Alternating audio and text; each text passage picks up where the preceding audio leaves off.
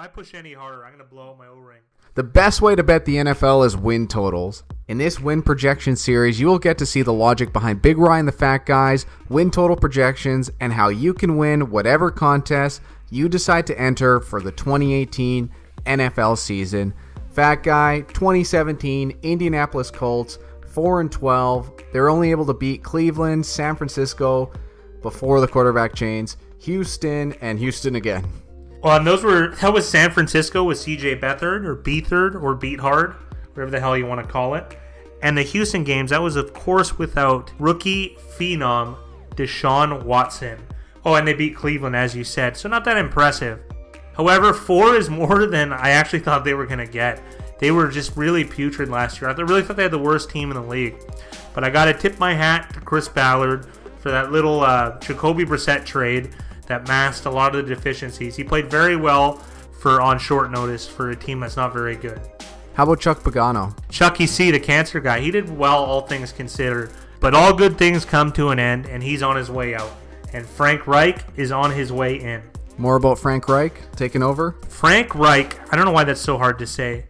He engineered the greatest comeback in football playoff history with his Buffalo Bills as a backup. Engineering was, I think, like a 34, 35-point comeback against the Houston Oilers in a playoff game in the early 90s. So I give him all the credit for that. He was also the offensive coordinator of defending Super Bowl champion Philadelphia Eagles just this past year. So he wasn't their first choice. I don't even know if he was their second choice. There was that whole debacle there with Josh McDaniels from the New England Patriots. But it looks like he's fitting in quite well here, and best of luck to him. At offensive coordinator, they've added Nick Sirianni. Yeah, 37-year-old guy, young guy. He was a quality control coach and a wide receivers coach with San Diego. And since he's been in San Diego for a while, he must have had some rapport with Frank Reich when he was the offensive coordinator in San Diego. So it's nice to see some young guys get some reps because they usually bring some sort of flair to the league. And at defensive coordinator, they add Matt Eberflus. Matt Eberflus, who's been a linebacker coach for the Browns. It's never a good way to start your career, as well as the Cowboys. I also have read that he was the passing game coordinator of the Cowboys. I don't really remember that much, but it's a little odd to be a linebackers coach and a passing game coordinator. Also a young guy. Well, I mean, by young, I mean under 50. But we will see how that works out. Now, moving on to notable player additions, let's start at the running back position where they drafted 2 players, Nyheim Hines and Jordan Wilkins. Well, Nyheim Hines weighs about the same amount you do, Big Rye. So I'm a little worried about that. Jordan Wilkins looked okay, though, it seems.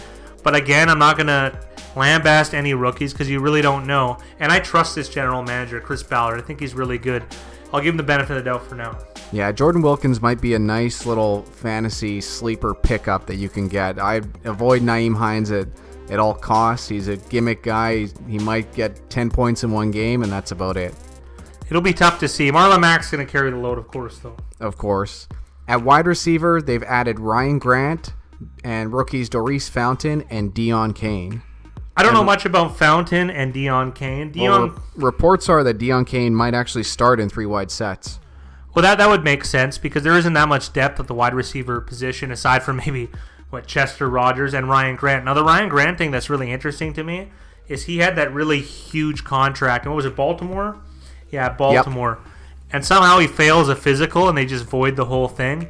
Something seemed really fishy about that. And then he went on a much smaller deal to the Indianapolis Colts. But I wish him well. He played decently in Washington, and he'll get a lot more looks, it feels like, for the Indianapolis Colts. And at tight end, they add Eric Ebron. Eric Ebron, anyone who's ever owned him in fantasy has pulled out pieces of their hair. The guy barely showed up. He has some athletic abilities. Came out of, I believe he was a Tar Heel for North Carolina. He was a Detroit Lions early first-round pick. He just never seemed to live up to the hype. They've had that problem with the last 2 tight ends they drafted in the first round, himself and Brandon Pettigrew. So we'll see how he works out. He does have some athleticism, so they should be able to use him, but effort is always an issue. Now here's some exciting pickups. Maybe not for everyone else, but for us it is. At guard, they added Quentin Nelson high up in the draft, as well as Braden Smith, a second rounder, and Matt Slauson, the veteran. Now, a lot's being said about Quentin Nelson, the guard out of Notre Dame. They throw around, always this pre-draft stuff is very grandiose. They threw around the word first ballot Hall of Famer with this guy. I'm not so sure I can just crown anyone's ass like that. Let's be honest, of all the first round recruits, he kind of looks the most pro ready. Like this, you can't really miss on this one, which almost worries me. But I would be definitely happy if I was Andrew Luck or Jacoby Brissett, whoever's able to make it out on day one. They also drafted Braden Smith, and Matt Slauson has been a staple in this league at the offensive line position. They've really done a good job adding pieces in this regime, whereas Ryan Grigson completely neglected to do so and had set the franchise back quite a bit by not protecting their big money guy in Andrew Luck.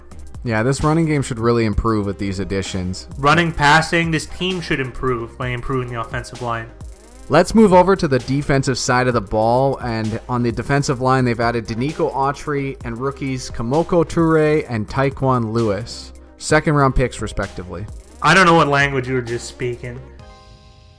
Those names are a little bit interesting to me. I don't know either of the two rookies. I believe Danico Autry was a defensive lineman for the Oakland Raiders.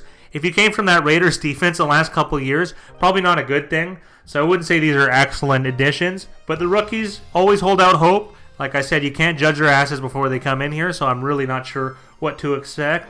But more bodies, the better, because it's not like this defense could get any worse, really, in Indianapolis. And at linebacker, they add Najee Good from the Philadelphia Eagles, as well as rookie Darius Leonard. Another more pieces. They've also added, I believe, was it John Simon, or was that last year? That was last year. That was last year. And he's actually having a tough time because he has to move to defensive end, and he's struggling. And he's struggling, exactly. So if he's moving around, that means that maybe he's getting supplanted by some of these rookies. Most likely. So it can't be a bad thing. And at cornerback, they added Kenneth Acker.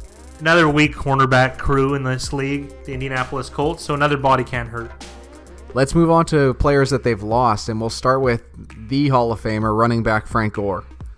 The one good thing about losing Frank Gore in this spot is he's not really a running back of the future. How many more miles does this guy really have? He's an excellent, excellent Hall of Fame running back, but I mean, he loses a little bit every year because he's been probably carrying the ball more than anybody the last, 10, 15 years? Has anyone carried it more? I doubt it. So the guy's got a lot of miles on him. So it's going to be good for them to at least get a look at some of their younger talent. They lost two wide receivers in Dante Moncrief as well as Kamar Aiken. It's going to be tough to replace that. Kamar Aiken I always ripped on, but he really wasn't that bad. And Dante Moncrief never really lived up to the hype. He went to, I believe, the rival Jacksonville Jaguars. So I think they lose a little bit here. But again, it's not going to be too much. And they have tried to address that in the draft and free agency. On the defensive line, they've lost Jonathan Hankins. This one I was surprised at because I felt he was a steal coming from the New York Giants just last year in free agency. And he was on a cheap deal. And he was one of the better defensive linemen just 2-3 years ago. And it hasn't really worked out. So I don't think the outlook is so good for his career as a whole. And at safety, they got rid of Darius Butler. Yeah, that's okay. I don't think it'll make such a difference. This is a weak secondary as a whole, too. All right, let's go over the roster. At quarterback, obviously, it's Andrew Luck as well as Jacoby Brissett. It's a good combo. I really don't know about Luck's health. No one does. Well, he's starting to throw again, which is a good sign, and he's said that there isn't much pain in his arm, so it's kind of just a wait and see at this point. Yeah, but he said a lot of things last year, and a lot of things were said last year that didn't come true. So I think it's best just to take everything with a grain of salt and not necessarily believe what you read or hear. I've been saying that he might be done. Yeah, you never know. You know, the money's big enough. Daddy just got a bunch of money from the XFL, so who knows? And at running back, it's going to be Marlon Mack's team, even though there is a lot of competition behind him with Nyheim Hines, Jordan Wilkins, who is my dark horse, as well as veterans Josh Ferguson, Robert Turbin, and Christine Michael. Christine Michael, all the athleticism in the world and none of the brains to match. He's went from team to team to team. He's a preseason hero. I'd be surprised if he even makes the team necessarily, doesn't get waived. Robert Turbin, he has a PED suspension, I believe. Yeah, 4 games. For a fringe guy, this kind of sucks. But I think some of the rookies are going to be pushing for snaps. And Wilkins, I'll say it again, he is the dark horse to get carries on this squad. At wide receiver, they're dominated by T.Y. Hilton, who is an excellent wide receiver. They also have Chester Rogers and Ryan Grant, who will most likely play in 3 wide sets. But Deion Kane, the 6th-round pick from this year, has been getting some looks. Yeah, he got some looks in camps. we can't read into it too much. We're going to have to see how they shake down in the preseason. The only locked-in, surefire threat they have at wide receiver is T.Y. Hilton. I mean, when you look at him, you think he's not really much, but the guy gets a ton of targets, probably because he's better than everybody, but he gets a lot of catches. I think it was 2 years ago he led the league in receiving yards. He's just an excellent player, but he's the only surefire, high offensive producing guy on this squad, I feel like. And at tight end, they have a 1-2 punch of Eric Ebron and Jack Doyle, as well as blocking tight end Eric Swoop. Not as big on these two guys. I mean, they can put up fantasy points and numbers and yards, and they have some athletic ability, but both of them are just really underwhelming to me. The effort department seems lacking in both those players. Yeah, Ebron might be a good candidate for red zone targets. They always throw around red zone targets. He should have been a better candidate in Detroit. He always dropped the ball right when you needed him to catch it. So I'm not going to hold my breath with these two guys. Maybe he turns it around with a nice change of scenery, but again, I'm not necessarily convinced. And on the starting offensive line, we have Anthony Costanzo on left tackle, Quentin Nelson at left guard, Ryan Kelly at center, some mix between Jack Mewhort or Braden's second-round pick Braden Smith at right guard, as well as Denzel Good most likely anchoring that right side. Last year, I really thought their offensive line was going to be an absolute disaster. It wasn't good, but it wasn't a disaster. But I think they've really ramped it up this year. They have a good shot. Maybe taking control of their run game and being better in pass pro. I think this is the biggest strength gain of anything they've done this offseason. It's on the up and up for the most part. Kelly's in his second, third year at center. Yep. And then Quentin Nelson, you're going to have, from what we believe, a surefire starter. And Costanzo's going to fill in. They're eventually going to have to find someone to push him for snaps in the coming couple years. But this is definitely a revamped unit. A guy that also we slipped through earlier is they added right tackle Austin Howard. With him and Matt Slauson, that's a couple of veteran guys that might be able to play as well. Well, hopefully they don't necessarily have to. Hopefully they're getting beat in camp. But if they're pushing for reps, and if you have to fall back on them, it's nice to have depth of the offensive line if someone gets rolled up on. And Slauson can play. Austin Howard might have lost it a little bit, coming from the Jets to the Raiders, and then getting cut by the Raiders. I'm not sure who he was with just last. Maybe the Baltimore Ravens. He's kind of bounced around. He might be at the end of his rope, but thankfully they don't need him.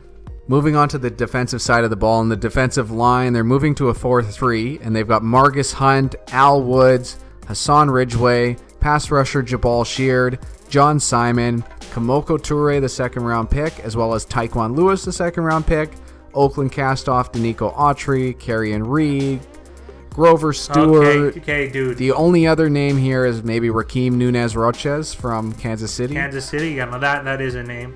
We only got like 10 minutes to fire out, and you just really diarrheaed right from the mouth.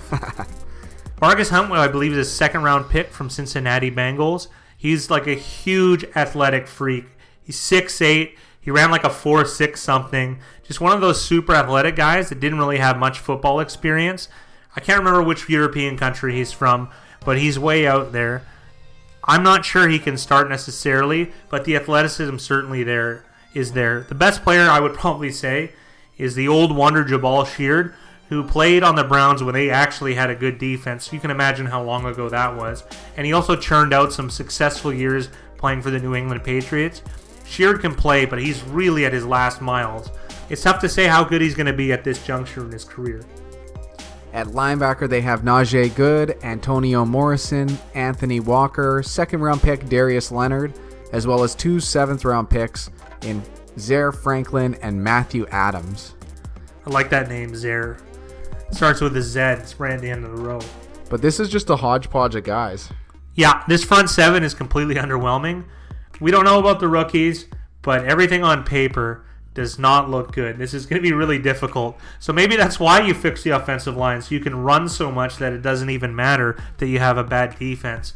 We'll see how they shake out, but I'm not impressed with this front seven. At cornerback, they have Quincy Wilson, Kenny Moore, Chris Milton, Nate Hairston, DJ White, Pierre Desir. It's probably looking like Pierre Desir and Quincy Wilson will be on the outside, and Nate Hairston might be the one playing in the slot. Pierre Desir played special teams for the Browns. So if you guys want to think about how good he'd have to be cut from the Browns as a special teamer and then start for another team, it's probably not that good. I mean, that was a few years removed, but how much could you have really improved in that time? This is also not a good group for this team. They're really going to have to control the clock to have a good shot this year. Yeah, the one thing I like that they do have going for them is they're all very young players. So hopefully some of these guys can develop into serious NFL starters. Now that's a good point too, because if you're going to be bad here, you might as well be bad and young, because at least you know what you have for the future. And who knows, they took so many picks this year that they might have a couple gems in there. Like I said, I'm not going to shame the rookies yet until we get an actual look at them. So there is that slim possibility. And at best, they're at least going to get a full amount of information.